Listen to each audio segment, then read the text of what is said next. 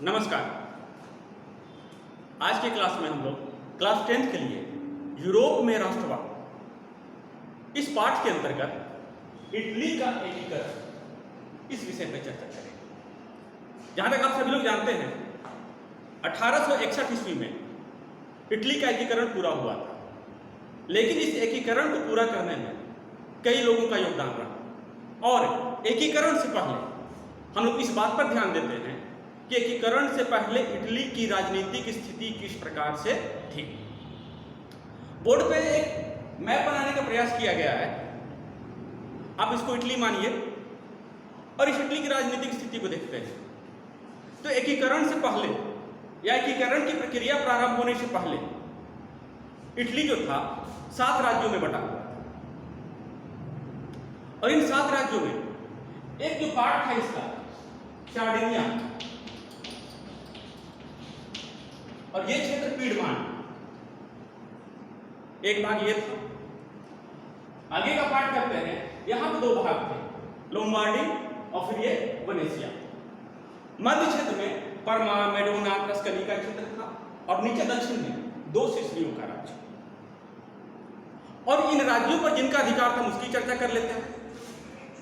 उत्तर में लोम्बार्डी और वेनेशिया का क्षेत्र था, यानी कि उत्तरी इटली के ऊपर ऑस्ट्रिया का अधिकार था। मध्य क्षेत्र जिसमें पर्मा, मेडोना, टस्कनी, रोम जैसे क्षेत्र आते थे, उस क्षेत्र के ऊपर पोप का कब्जा था। जैसा कि आप सभी लोग जानते हैं, पोप यानी कि ईसाई धर्म का आध्यात्मिक प्रमुख इस मध्य क्षेत्र पर पोप का शासन हुआ करता था। और नीचे का ये 2 सिसिलियों का जो राज्य था, इस राज्य के ऊपर जो था बुर्बो राजवंश की सत्ताधारी थी। प्रमुख रूप से ये 3 राजवंश थे। केवल इनमें से जो हमने आपकी चर्चा की, सार्डिनिया और ये पीडमांट, तो ये सार्डिनिया और पीडमांट ये दोनों जो थे वो कहा जाए तो यहाँ पर प्राचीन इटालवी संस्कृति पर आधारित शासन व्यवस्था यहाँ पर चल रही है। तो ये एकीकरण से पहले की स्थिति को हम लोग देखते हैं। अब इसके बाद हम यहाँ से आगे की स्थिति को देखते हैं। फिर से हम लोग देखेंगे उत्तर का भाग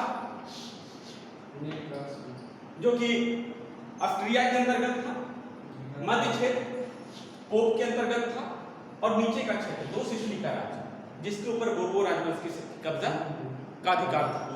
और ये साइड का जो सार्डिनिया और पीडमांट का इलाका, इस सार्डिनिया और पीडमांट पे पुराने समय के इटालवी राजवंश के लोगों का शासन था। हम कह सकते हैं कि ये जो ऐसा क्षेत्र था जो कि विक्टर इमैनुअल के नेतृत्व में यहाँ का राजा था, और इसी विक्टर इमैनुअल यानी सार्डिनिया पीडमांट के नेतृत्व में इटली के एकीकरण की प्रक्रिया को पूरा किया गया। अब हम एकीकरण की स्थिति में देखते हैं, जो कि आपका फुल 5 मार्क्स का क्वेश्चन बन सकता है। इटली के एकीकरण में सबसे पहले हमको यह ध्यान में रखना है कि इटली के एकीकरण में किन लोगों का योगदान रहा। और अगर योगदान की बात करते हैं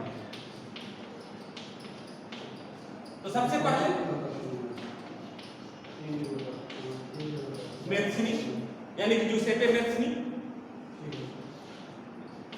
नंबर 2 पर काबूल, और नंबर 3 पर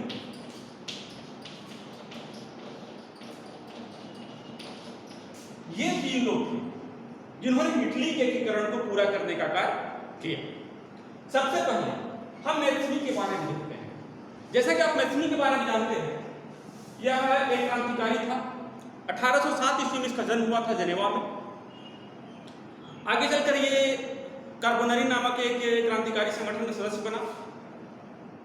इटली के एकीकरण के लिए इसने जो है यंग इटली और यंग यूरोप नामक संगठन की स्थापना की थी। ये कहा जाता है कि मैथ्नी ने इटली के एकीकरण के लिए सांस्कृतिक पृष्ठभूमि का निर्माण किया, लोगों के मन में इटली के प्रति एकीकरण के प्रति भावना उत्पन्न की।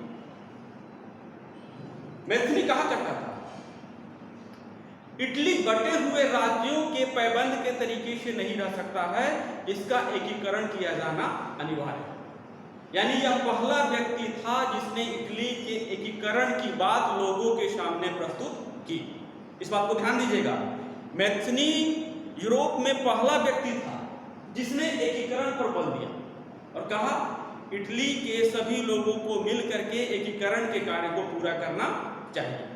तो इस प्रकार से एकीकरण की प्रक्रिया की शुरुआत इनके द्वारा की गई।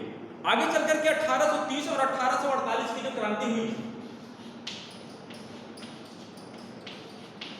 48 की क्रांति, इस क्रांति में भी इटली के एकीकरण के लिए जो है मैथिनी के द्वारा युद्ध किया गया, परंतु ये असफल रहा।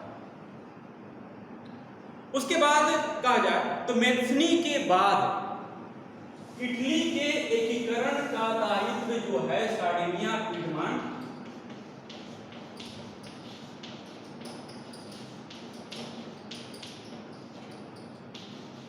के ऊपर, यानी कि इसी के द्वारा एकीकरण का कार्य प्रारंभ किया जाता है। और ये कहा जाता है कि इटली के एकीकरण को वास्तविक रूप देने का, पूर्ण करने का श्रेय अगर किसी को जाता है, इस सार्डिनिया पीडमांट का शासक विक्टर इमैनुअल और इसका प्रधानमंत्री काबूल, इन दोनों लोगों ने मिलकर के एकीकरण को पूरा किया। अब विशेष रूप से जब विक्टर इमैनुअल ने काबूल को अपना प्रधानमंत्री नियुक्त किया और इसी के द्वारा कूटनीतिक रूप से, व्यवस्थित रूप से इटली के एकीकरण के कार्य को पूरा किया जाता है। जहां तक काबूल के योगदान की बात करते हैं, इसका सबसे प्रमुख योग था कि इटली का सबसे उत्तरी भाग, हमने आपको बताया, लोम्बार्डी और वेनेशिया का क्षेत्र, जो कि ऑस्ट्रिया के अधिकार में था और सार्डिनिया पीडमांट की सीमा से भी मिलता जुलता था। इस स्थिति में जरूरी यह था कि सबसे पहले इटली के उत्तरी भाग पर अपना अधिकार किया जाए। जब इटली के उत्तरी भाग पर अधिकार करना था, तो इटली के उत्तरी भाग पर अधिकार करने के लिए काबूल ने क्या किया कि फ्रांस के साथ एक समझौता किया, कूटनीतिक समझौता कहा जाता है। फ्रांस के साथ इसके द्वारा एक समझौता किया गया।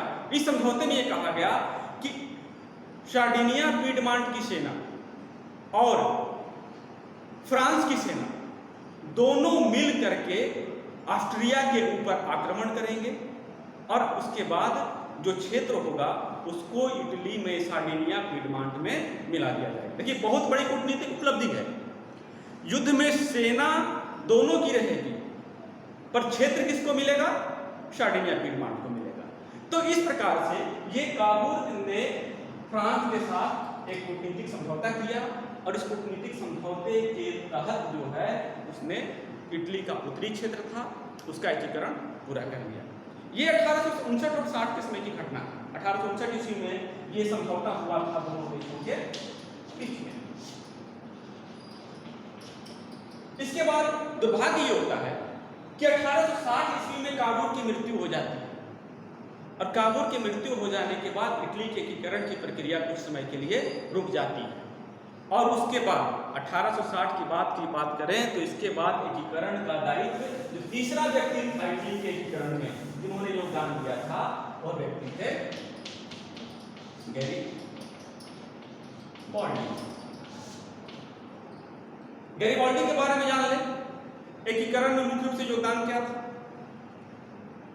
तो इटली का दक्षिणी भाग जिसपे बोर्बो राजवंश की सत्ता थी, इस दक्षिणी भाग पर अपना अधिकार करने में या दक्षिणी भाग को इटली में मिलाने में सबसे बड़ा योगदान इसके द्वारा ही किया गया। आपको पता है 1860 ईस्वी में गैरीबॉल्डी के द्वारा स्वयंसेवकों का, सैनिकों का एक समूह बनाया गया था जिसको कि रेड शर्ट्स कहा जाता था। और इस रेड शर्ट्स समूह के द्वारा यानी स्वयंसेवकों के समूह के द्वारा, ये स्वयंसेवक किसके थे? तो गैरीबॉल्डी के द्वारा भर्ती किए गए थे। और इस समूह के द्वारा 1860 ईस्वी में दक्षिण के दोनों सिसिलियों पर कब्जा करने के लिए सैनिकों का मार्च किया गया। यानी रेड शर्ट्स वाले जो सैनिक थे उन्होंने उसकी ओर यात्रा की। इस यात्रा का नाम दिया गया, नाम को ध्यान से सुनिएगा, द 1000 ऑफ एक्सपेडिशन, है ना? फिर से सुनेंगे। ये जो दिया गया था, जो यात्रा की गई थी दक्षिणी सिसिली के पर कब्जा करने के लिए, नाम दिया गया था 1000 ऑफ द एक्सपेडिशन। ये एक अभियान किया गया किसके द्वारा? गैरिबॉल्डी के द्वारा। और इस अभियान में गैरिबॉल्डी ने दोनों सिसिलियों को जीत लिया। अगर वह चाहता तो इन दोनों सिसिली राज्यों पर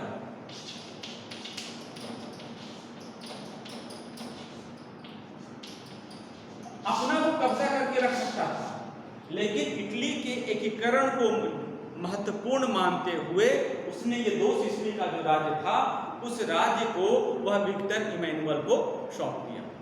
इसके बाद 1861 ईस्वी में सार्डिनिया पीडमांट के राजा विक्टर इमैनुअल को संपूर्ण इटली का शासक घोषित कर दिया जाता है और यहीं पर इटली का एकीकरण की प्रक्रिया पूरी हो जाती है। इवन इसमें आपने ये देखा कि मध्य भाग पर चर्चा नहीं की गई है, हम उसको आपको बता देते हैं कि 1871 ईस्वी में जब प्रशा ने, जब जर्मनी का एकीकरण हो रहा था, तो जब प्रशा ने फ्रांस के ऊपर आक्रमण किया, ठीक उसी समय विक्टर इमैनुअल जो कि सार्डिनिया पीडमांट का शासक था, उसके द्वारा मध्य इटली पर आक्रमण किया गया और उन क्षेत्रों को जीत करके इटली में मिला लिया गया। तो यह एकीकरण की प्रक्रिया पूरी होती है। लेकिन जहां तक आपके बुक में दिया गया है उसके अनुसार 1861 ईस्वी ये समय था जिसमें इटली का एकीकरण पूरा हुआ। अब यहां से आपके दो क्वेश्चन बनते हैं। पहला तो एकीकरण से पूर्व इटली की राजनीतिक स्थिति का विश्लेषण कीजिए और दूसरा इटली के एकीकरण की प्रक्रिया को विस्तार से बताइए। आज की क्लास में इतना ही, धन्यवाद।